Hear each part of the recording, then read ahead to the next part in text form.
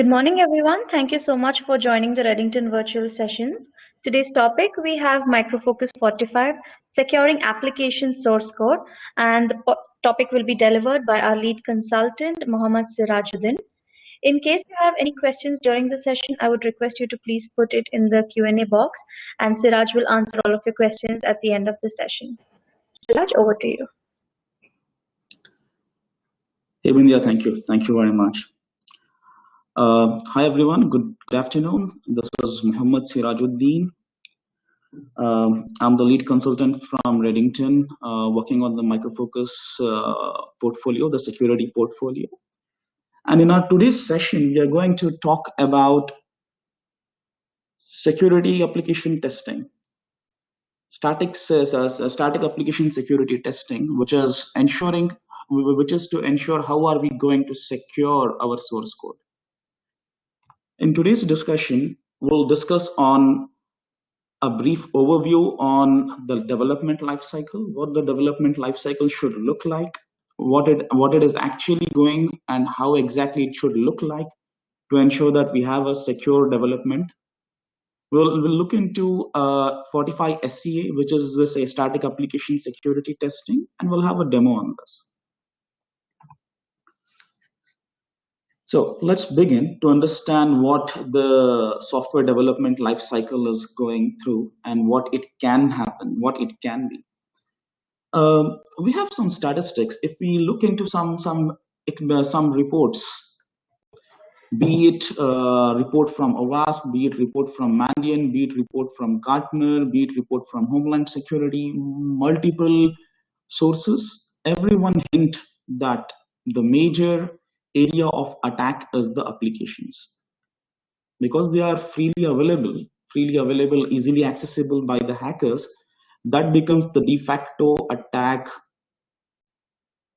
vector for a hacker.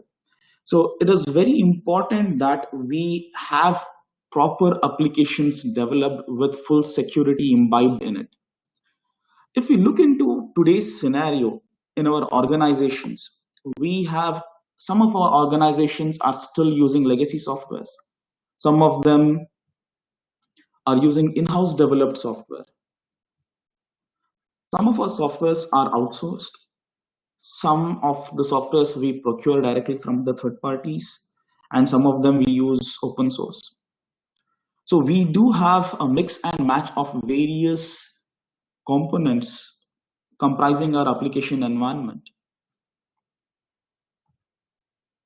What is most important in this aspect is to ensure that we are meeting the security. We are ensuring that the security is met. We are ensuring that the compliance is achieved. How do we achieve this? We need to ensure that we are having a securely developed source code, and we are protecting the applications which are in production. So if we talk about software security assurance, meaning that a software which is developed or which is utilized in our organization is providing a security assurance for us. Like, we are assured that there are no security breaches or vulnerabilities within the piece of code that we have developed. How do we do that? How do we ensure that our applications are running with proper security imbibed in it? The very first thing is ensuring that the developers in our organization are developing secure source code. The source code that is developed is secure. Once the source code is developed, and when it is passing through the business logic, or it need not at the second level, it not be only the developed source code. It can be our commercial applications which we are purchasing, even those when they are installed and deployed in our environment. When the business team goes through this application and confirms that yes, it is meeting the business logic, then we have to go perform a security testing and ensure that the kind of deployment that has been done, the kind of security it is expected to meet, it is expected to have, is in a perfect condition. So we need to do a second layer of security testing. And once the second layer of security testing is done, we proceed with the production. Once the solution is and once the application is in production, it is very imperative to have its monitoring done.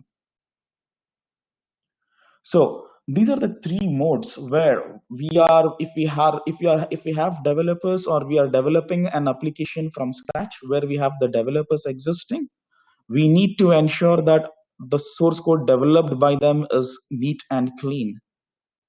Once it is developed and once we are into the deployment stage, probably we call that as the staging area or the pre-prod area. So it varies, whatever we call the terminology, whatever the environment we are referring to. Ideally, I'm referring on the stage 2, I'm referring to the pre-prod area or the staging area. So once we get a go-ahead security testing is done at pre-prod and staging area, when it moves into the production area, we need to have a third module installed, which is continuously monitoring the applications. This, if we have in place, then we can be assured that yes, we have followed the best practice, we have followed security assurance, we have a security assurance model. If you look at some of the numbers, some of the statistics from past 10 years statistics, if we look into it, we see that 10 years ago, when the application was released, there were very few updates released to it.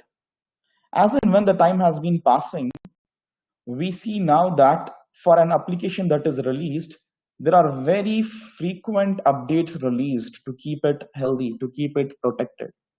This indicates that the number of the frequency of updates released has increased only because the sophistication of attacks, because the increased number of attacks on the applications.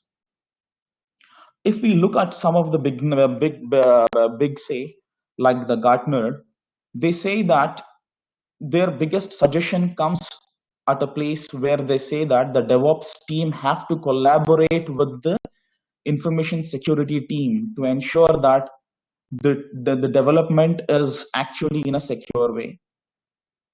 Fixing the vulnerabilities at the source code level is of extreme importance. It gives a very good return on investment for us because we are fixing that at the development layer. If we talk about DevOps, the methodology, this is today is being adopted by extremely almost all organizations, because the DevOps methodology is going to rapidly help us in developing applications. The developers think that the DevOps is helping us in creating the application. The DevOps thinks that the developers thinks that the DevOps process imbibes security in that by default. At least 99% of the developers think the same. But how many of them are actually going with the security testing? It is less than 20%. Less than 20% of the team members get into security.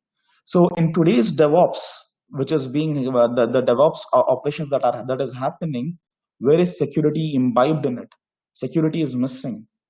This is a very fragile component that needs to be a part of the development. Today we are growing at a rate of 80:1, 80 developers is to one security team member, where security has to be a part of our development process. How is Fortify helping us in achieving this mechanism? How is Fortify helping us?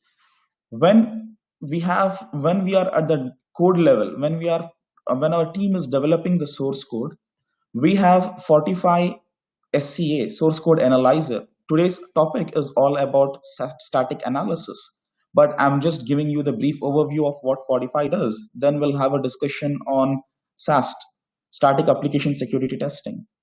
So once the developers, the very first stage, the second stage, where we are into the development stage and the developers are developing the source code, we have SAST in place. We need to utilize SAST to review and ensure that the source code is neat and clean. Once we get a neat and clean source code, we get into the testing phase or the integration or the staging area. That point of time, we need to utilize and we need to perform a dynamic application security testing. We have a product called WebInspect. We have already delivered a webinar on that. Probably on our YouTube channel, you'll be able to find the video for DAST as well. So DAST is extremely important because this takes 360-degree view of an application. This level takes only the source code into picture. Here, we do not take the source code in picture exactly, but we test the source code that has been developed. The testing of the source code with a rigorous attack happen at this level. Once we have gone through the DAST process and ensured that the application vulnerabilities are fixed, we move on to the production environment. The production environment, we all know very well, like an application that is developed by us, an internally developed application, will not have an extremely well developed logging. Logging is more important because logging is a component, and because logs are the most important component which gives us visibility, which gives the security team visibility into what is happening with the application. So if the development team has developed an application which is not comprehensive in writing logs, or which is not generating enough amount of informative log or security based logs, it cut off the visibility to the security team. Security team will not be in a position to monitor it. So we have a runtime application protection module whose main functionality is to monitor the application. It's an agent-based solution which is installed into the application server. This agent is continuously monitoring the calls, like what is the call coming to the application, how is it responding, and on each of the call, the runtime application protection agent sends logs to the SIM solution in a syslog mechanism, or it can be in a CSV format. It's up to you how you want to utilize the information. How does the security team want to utilize the information? It is up to them how they want to utilize it. But the RASP product is monitoring the application. It also has a protection module. If enabled, it can protect you against attacks like the SQL injection, cross-site scripting, multiple attacks. It can protect you. There is a big difference between the RASP production as well as the WAF. We might think that it's the same job as WAF. No, it's different. It's different. WAF never provides you an application logging, but runtime application protection is majorly for your application monitoring and logging as well. So let's proceed further to understand further components. Each of the level, we have a different Fortify product. For source code level, we have source code analyzer. For the testing level, we have Fortify WebInspect. For the production, to monitor the applications in production, we have the third module called Fortify App Defender. These are the three major products that we have. Software Security Center is the management console, which is like the single glass of pane, which provides visibility to what applications are there, what vulnerabilities are there. So this gets integrated with each of these applications. You can integrate WebInspect with SSC. You can integrate SCA with SSC. So SSC becomes the central module which gives us the visibility of visibility of the security posture of our applications. We also have a Fortify on demand module. So the above module that we discussed is an on-premise based module. It is existing on-premise. The module that you see at the bottom is Fortify on demand. Is a SaaS based service. You do not need to deploy anything. You can buy credits, the subscription credits. Once you buy the subscription credits, you get a tenant allocated, and you can utilize that tenant to scan the applications. It can be a source code scanning, it can be a web application scanning, or it can also be an app defender. Well, a few points on the Gartner Magic Quadrant. Probably around 8 to 9 years that I would say we are into the leaders quadrant.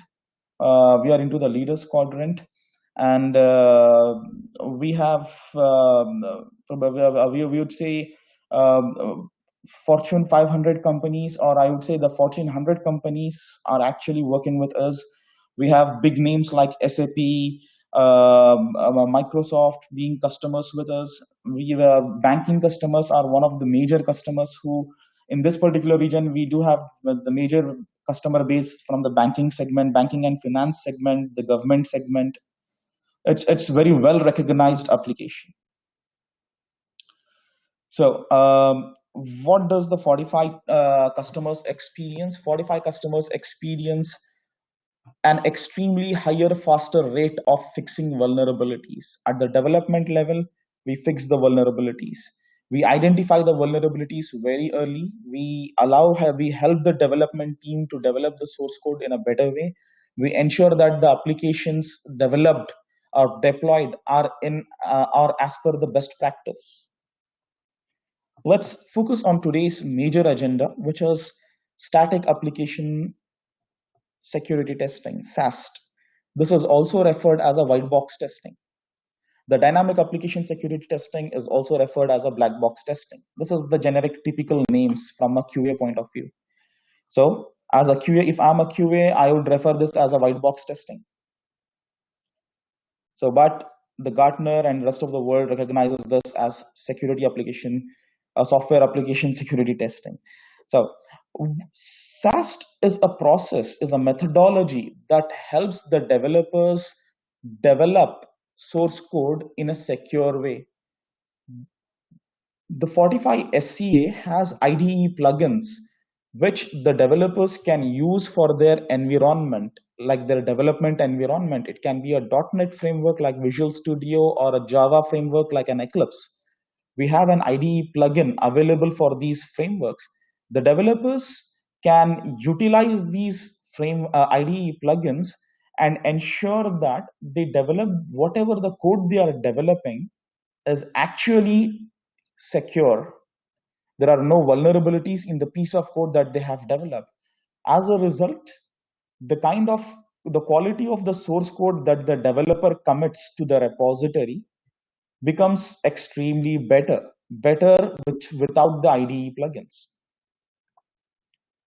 Let's go through a process to understand how the SAST team, how the development team will work once we have 45 SCA in place.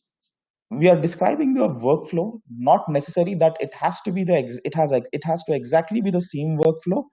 The workflow can be customized based on your organizational requirement and priorities. Okay, let's start. The step one starts with the developer. We have the developers with us, and the developers are using the IDE plugins, meaning that each of the developer in his development environment has the 45 IDE plugin added. So as a result, whenever he is developing the source code, before he commits the source code, he is reviewing it using the 45 plugin and ensuring that whatever he has written is clean. So now the developers commit the source code to the repository, the source code repository. The source code repository we can now directly move on to the step 3, or in some scenarios, the development team has a component called continuous integration server. So so the source code repository is integrated with the source code with the continuous development or the continuous integration. So now the QA or the developer commits or instructs the continuous integration server or the SCA server to go ahead with the static scanning. So for example, example of continuous integration server or the development servers can be Jenkins, TFS, Visual Studio. Jenkins majorly I have seen integration. We do have integration with TFS as well. So whatever the CI/CD environment you have, you can utilize that, and you can instruct the CI/CD environment to first go ahead with the source code analysis. The CI/CD environment comes to the server where we have the SAST tool installed, Fortify solution, Fortify SCA installed. So Fortify SCA, based on the inputs from CI/CD or uh, based on the information shared by the source code, it performs the scanning of the source code. It does the analysis and it uploads the results to the Fortify SSC. Remember Fortify SSC, which is the management console? It uploads the results to the Fortify SSC. And now the step 4 is the auditors. The auditors, they can be the QA, the quality analysis team, QA team. So the QA team logs into the Fortify SSC and checks what vulnerabilities are there in the application that has been developed by the development team. So he reviews the QA. There are chances of whitelisting to be done. False positives can get into picture. The vulnerabilities will definitely be there. So the QA team reviews the source code that has been identified. If there are any false positives, they will whitelist. They will give a reason saying that, yeah, this is not a vulnerability. This can be omitted. So Fortify SCA and SSC both gives you a framework where you can whitelist the vulnerabilities and by giving a proper reason to it. So if the auditor finds, yes, this is the vulnerability identified by Fortify SCA is actually a real-time vulnerability, then the QA team, the auditor files a bug into the bug management tool, bug tracker like Bugzilla, Jira. We have direct integration with bug tracking tools as well. So it integrates with the bug tracking tool. And from here, the bug tracking tool, it goes back to the developers. The developers gets notified from the bug tracking tool saying that there is a bug in the software that you have developed. Work and fix it up. So this is the entire life cycle. So now once the developers work on the bug, they will repeat the cycle again. So the auditors will review again, and if there are any bugs, they will follow the same cycle. So this cycle will be repeated until we do not get the neat and clean source code. Regarding the open source component as well, the format is same. The source code, whatever you have open source, you will be scanned against the SCA, Fortify SCA tool. Any vulnerabilities on that will be filed as a bug, which will again then be followed by the development process. So what does Fortify SCA or the SAST technology helps us do? It helps us in identifying vulnerabilities at the very early stage. It helps us fix them at an easy way, thereby helping us in reducing the time and the cost involved, thereby providing us a better return on investment. In a nutshell, the source code analyzer is supporting a huge number of programming languages. We will look into the kind of languages that it supports. And the vulnerabilities found are up to 95% reduced false positives. We have a different mechanism. We'll discuss that as well. We have IDE plugins for the developers where the development team can utilize the IDE plugins, which helps them extremely to a bigger level to develop the source code neat and clean. We have integrations with the CI/CD environment for a continuous build process, and we can scale to a bigger number of applications using CloudScan technology. This is a small screenshot of the kind of integrations that we support. People from the development and the application security team will clearly understand the kind of environment that has been represented. This is a small snippet about the programming languages that we support. Probably you can say 95%, more than 95% of the organizations, whatever they use, the programming language is supported. Honestly, I haven't come across a customer who said like they use a programming language which is not supported by Fortify. We support almost everything that an organization uses on a day-to-day basis. This is a screenshot of the Fortify SCA, how it looks like. I'll not talk in detail about this. We'll look into we'll look into the demo directly in this. Just to give you a nutshell, here we have the exact line of code that describes what vulnerability is this. We have the proper explanation given of why is this being considered a vulnerability, and we also have we also have issues detected. This is not exactly the of a 45 audit workbench. This is security assistant. Security assistant is the real-time source code analysis mechanism. So basically what is happening for a solution like Eclipse, you see HP45 added here as a code, as a IDE, as IDE. So as and when the developer is writing the source code, as and when he is writing the source code, vulnerabilities are identified. And you click on this, you get to see more vulnerabilities. You get to see the details of them. So this is not on a 45 tool. This is within the developer's tool. We have a plugin, and as and when the developer is developing and writing, we are identifying the vulnerabilities and helping the developer fix the vulnerabilities immediately as and when he is writing. So apart from that, we discussed on the Fortify Software Security Center. Fortify Software Security Center, we call this as SSC, which is the management console. As I said, it helps us in vulnerability management and application lifecycle.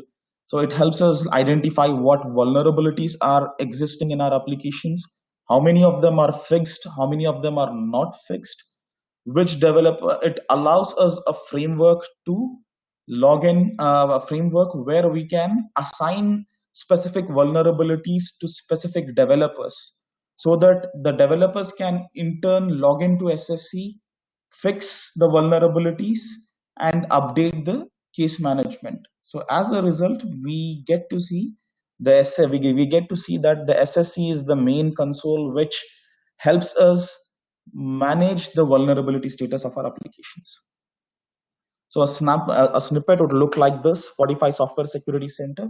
As I said, SCA can be integrated with SSC. So it is not necessary that you need to log into SCA tool to understand the vulnerabilities. You can directly log into the Fortify SSC and you can understand the results directly. You see the line of code mentioned here. You see the remediation mechanism, how to fix the vulnerabilities is mentioned. You see the exact details of the vulnerabilities that have been identified. It gives you a proper dashboard. The dashboard highlights, it tells you each of this is an application, and each of the application is telling like how many vulnerabilities exist within them. You have a reviewed column, you have pending review column, which tells like what has pending review is nothing but vulnerabilities which people have not even looked into, the team has not even looked into. Reviewed column, where the team has looked into it and have commented on the vulnerabilities. So it gives us different kind of dashboards on the basis of categorization, different way of representation. Probably the moment I look at this dashboard in SSC, I can say that three major vulnerabilities exist, which when fixed, I would say 70% of the vulnerabilities will be fixed. Looking at this diagram, privacy violation, like examples would be like password included, password hard coded into the source code, cross-site scripting reflected, cross-site scripting persistent, both similar category but at a different places. So if I fix these three vulnerabilities, probably I'm fixing 70% of my vulnerabilities. So I allocate accordingly, my vulnerabilities posture gets better. So as we discussed on false positives as well, there are chances based on the application logic, application framework. There are chances that there might be some false positives as well. There might be majorly there will be true positives, but there can be false positives as well, and there can be something which can be highlighted as not vulnerable. Some of them are not exploitable. So how are we? This is the way how the result will be classified. It is classified on the basis of critical, high, medium, low, not an issue. So we get a framework to whitelist. We also get an automated framework called Audit Assistant, Fortify Audit Assistant, which is a machine learning based technology, artificial intelligence based technology. What does it do is, this is existing on the cloud platform, where the team, where the vulnerabilities are reviewed using artificial intelligence to identify what is a false positive in that and what exactly is not a false positive. So the result shared by Fortify Audit Assistant can be considered that 95% of the vulnerabilities which are identified, which are termed as exploitable by Fortify Audit Assistant, is actual vulnerabilities. So you can heavily rely on Fortify Audit Assistant's report. So whatever it identifies and says this is a vulnerability, definitely there is 95% of the chance that it is a vulnerability.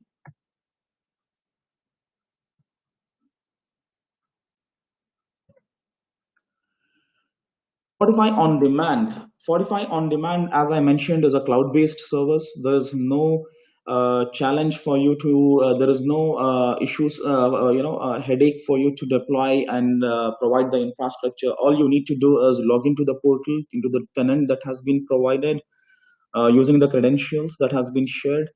Log in, select the type of scanning. If you want the web application scanning, web inspect scanning, select the web inspect scanning. Or if you want source code analysis to be done, select the source code analysis scanning, and you are good to upload the source code, and the scanning starts.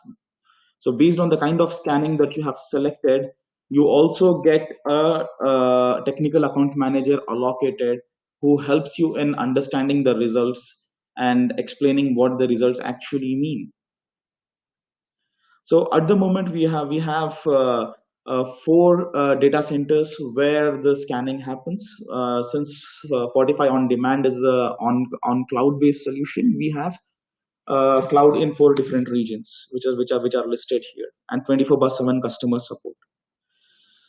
So, well, now with this, probably we have come to a conclusion. We have concluded. We have seen what Fortify has to offer for application security testing, and what we have seen in detail of Fortify static application security testing, Fortify SCA. Now let's have a look into the demo. Let's see how Fortify SCA looks like. I'll open the Fortify audit workbench.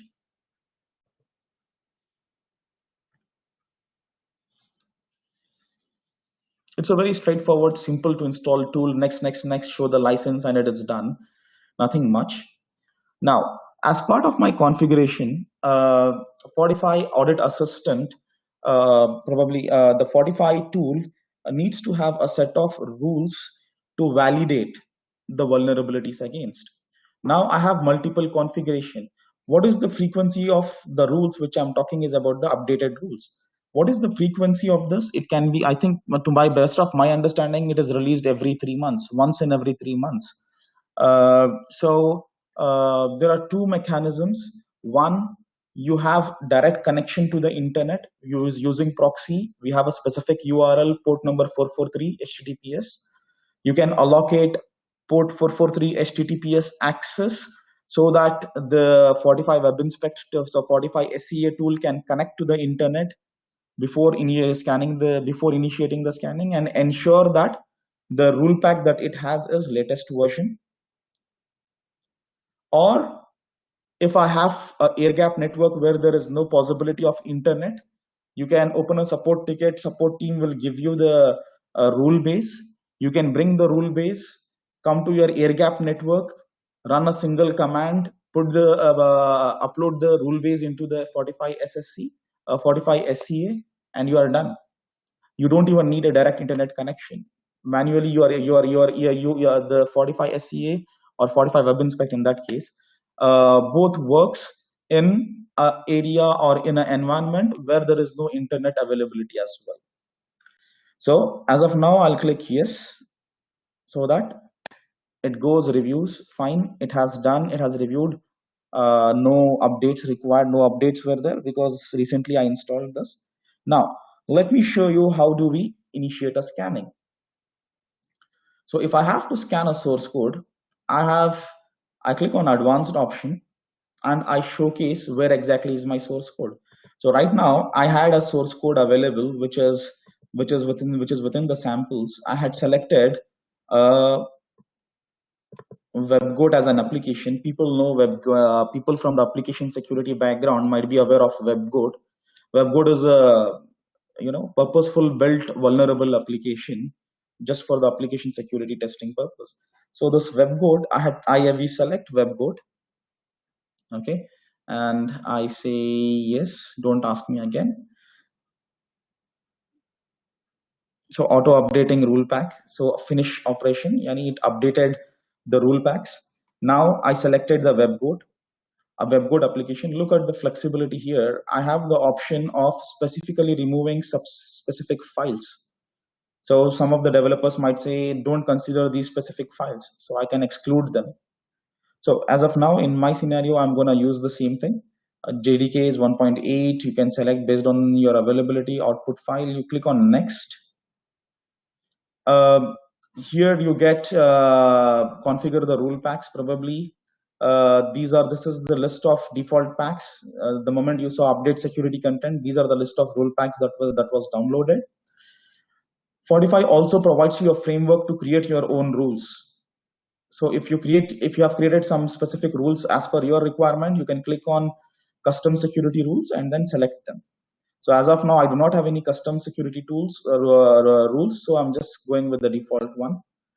I'm running this on a laptop, so on my office laptop, which is just having a 8 MB RAM. But here, when you want to work in production, you need to have a bigger RAM based on your application size. So you can modify it. You can modify, reduce, whatever you want. You can assign that. So I'll go with the default. I click on next. This is something that talks about how do you want to display the results. Show me all issues or show me likely problems. Show me only the remote exploitable issues. I've selected show me all issues. Show me all code quality. Is this a Java? Yes. Does the program runs with escalated privilege? I've selected yes. So now I click on scan, but I'll not click on the moment I click on scan, it will do the scanning and we will see the results. So I have already initiated the scanning. I've already done the scanning. You see the result here, WebGoat 5.0 and April 28, which is today's date. I had already done the scanning. So I will not click on scan. I'll cancel it.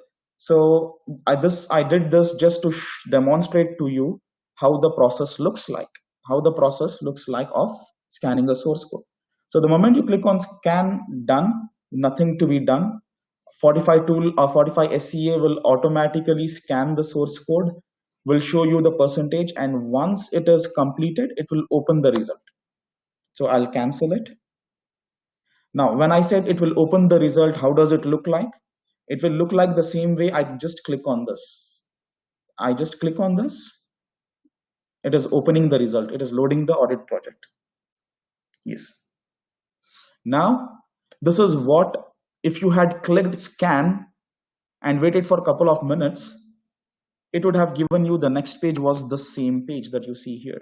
So now it is the GUI of Audit Workbench is divided into multiple phases. This part is where we get to see the vulnerabilities detail, vulnerability information, what vulnerabilities are there. On this path, this side, we see the functions, what functions is being called. This is the main area, which you call it as the central area, which displays the actual source code. At the bottom is where I identify what details about the vulnerabilities that is listed here, and recommendation mechanism, history, diagram, and here is the analysis trace. So let's do a small review of WebInspect vulnerabilities that we discovered. So the project summary, if I look into the project summary, it gives the build ID. It tells me that it has 190 files, 8,905 line of code. Remember one thing, I have selected the quick view. There are two views here. You can modify and select whichever the view you want. By default, we go with security auditor view because that gives more information, in-depth information. So I select on security auditor view. So the moment I select security auditor view, the total number of issues now has increased to 1,279 because it considers many aspects as part of this view. Now, each of this view is classified into different criticalities. You see here, I have 265 critical. This is my high, 99 high vulnerabilities, medium 11, 904 is low, and all I have this other, the remaining is all. So I'm going to close this. Let's go on to the critical ones. This next layer of filtering is categories. So category here, the one that is, this is the default one. The default one is basically on the type of injection, on the type of vulnerability, it is classifying the results. Now 265 vulnerabilities are classified into 1, 2, 3, 4, 5, 6, 12, 13. So 265 vulnerabilities are classified into 13 different categories. So now, for example, how do I understand this? SQL injection. Okay, example. So there are, out of 265, there are 43 instances where there is a possibility of SQL injection.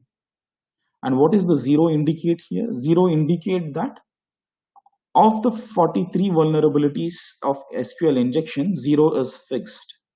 Now, you remember there are 8,000 lines of code. So now somewhere there is SQL injection. I have no idea where exactly is that. I click to see more. So I get to see the list of 43 vulnerabilities which are related to SQL injection. Now, I click on any one of the SQL vulnerability here. So what happens the moment I click on this? How do you read this? The very first line until this colon represents the file name. After the colon, it represents the line number, which means the vulnerability, this vulnerability is in blind SQL injection.java file. And within this file, line number 122 is the actual place where exactly the vulnerability exists. So since I have highlighted this, automatically it shows line number 122 highlighted. And this is the reason. This is the actual place where we have a vulnerability executing. You can see here, it's a statement.execute query. Yani, there is a query which is getting executed at this level.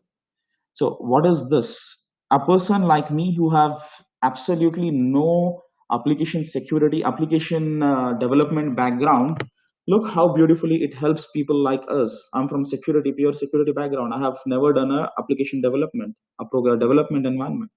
But still it gives us very decent information to understand this. What exactly is this? This is an abstract which gives us on the line number 2, the methodology. It gives you detail like an SQL built with input that comes from an untrusted source. It is saying that the source from where the input is coming, it is not trusted. If I want to understand more on this, I can click on details. So when I click on details, it gives me further more explanation what exactly is the meaning of this, and it gives me different examples. How do I different examples helping me to understand this vulnerability in a better way. So here it gives you the example, and here it explains the query intends to execute the following code. This is a vulnerability example.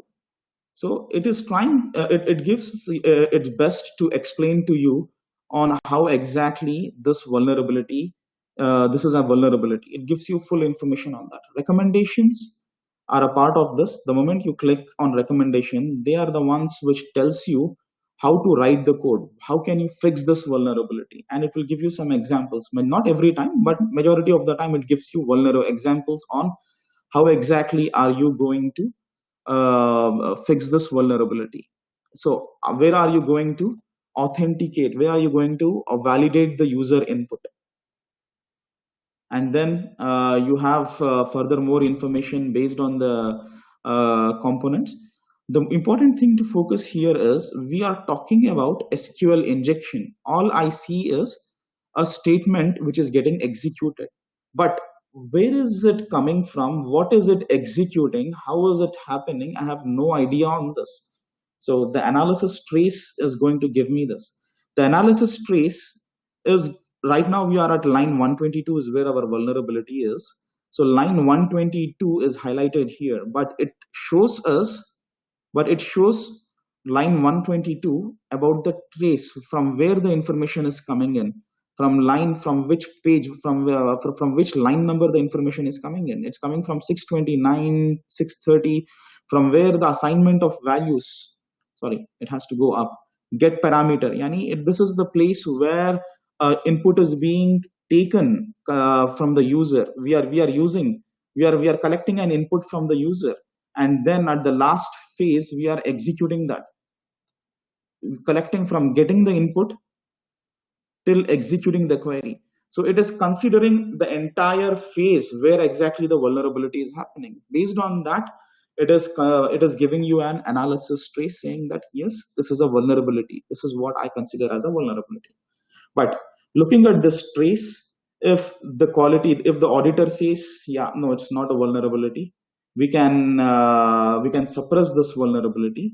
So based on the user, right now I have not created users, else you will have to log in with a specific username, and you have to enter.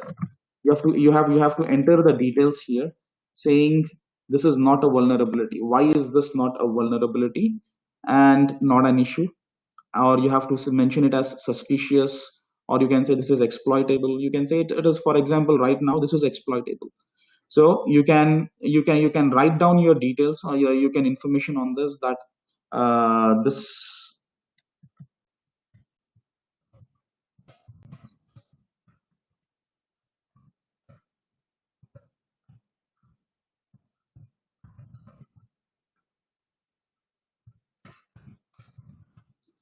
whatever the values you have, you can select and you can commit. The moment you commit, the value is added there. So the auditor, so it will not do it because I don't have the source code, I don't have the username created. I'll not do that. So it ensures that whoever is suppressing an issue, there is an audit trail for it. So tomorrow, if the same vulnerability on this particular line, on this particular page, the page responsible for executing this line is identified in WebInspect in the DAST scanning identifies, yes, there is a SQL injection, and it highlights something which is coming to the same page or same query, then we will have an audit trail to tell us why did the developer suppress this issue. So you have a proper audit trace available with you. So apart from that, you also have proper reporting available. You can so you can upload the audit project. You click on upload audit project, you can do that. And apart from that, you have reporting. You can go generate the BERT reporting on this. Say for example, I want a OWASP top 10 report. I click on OWASP. There are multiple categories of reports that we have. Developer workbook is going to give me in detailed information about each vulnerability. We have GDPR, you have OWASP, you have FISMA, you have PCI. I'm selecting OWASP top 10. The latest is 2017 OWASP top 10, and after 27 it is not yet released. I click on detailed report or whatever you want, you can click on this. There are different formats that you want, you can select it. I'm selecting the PDF format, and I click on here is the location where it is saving. Let me just pick up this location, generate.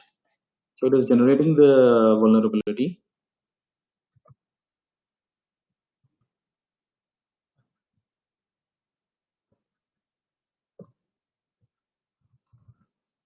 So let me copy the location. So report was generated successfully. So now I need to open the report. You can have the reporting mechanism configured properly, where it can where you have a specific location, your defined location. Those are the minor 45 changes that you can do. I have got my report generated here. I click on this. OWASP top 10. All A1 to A10, all vulnerabilities are defined here. So this is the summary page which talks about what is the vulnerability status. As per OWASP top 10, I have vulnerabilities at each of the level except A8 and A10. At each level, I have vulnerabilities. I go further details. It tells me which amongst the rule pack that we had selected, which are the rule packs that are triggered. Now it gives me more detail. For example, as per OWASP top 10, A1 category of OWASP is talking about injections. So now in the injection category defined by OWASP, my application has 81 issues. So of these 81 issues, 48 are critical, 11 are high, and 19 are low. Similarly, you have classification for all A10, what vulnerabilities exist. So starting A10, then we have A1 injection again, giving information in detail. What vulnerability is this? Out of A10, what are the different command injection? How many you have? You have 3. You have dynamic code evaluation. How many? 1. So it's going to give you further classification. I did not click on detailed report. If I click on detailed report within top 10, then I would have got every single detail of this vulnerability. One injection, I have one dynamic code injection. It will put a screenshot of the dynamic injection source code and gives explanation and remediation how to fix it. So this is how the reporting as well works. Probably we have covered almost everything within the source code analysis. You have seen how Fortify, as a summary wrap up, we have seen how Fortify helps us in achieving the software security assurance. We did a deep dive to understand source code analysis. We saw what source code analysis is, how does it help us, what are the different mechanisms. We also did a demo. We understood how the look and feel, how easy is it to install, how easy is it to scan a source code, how easy is it to navigate the source code and understand the results. We did a small demo on this. I believe this has been informative to you. I conclude my session with this. Let me just go ahead. Bindya, over to you. I have finished the session.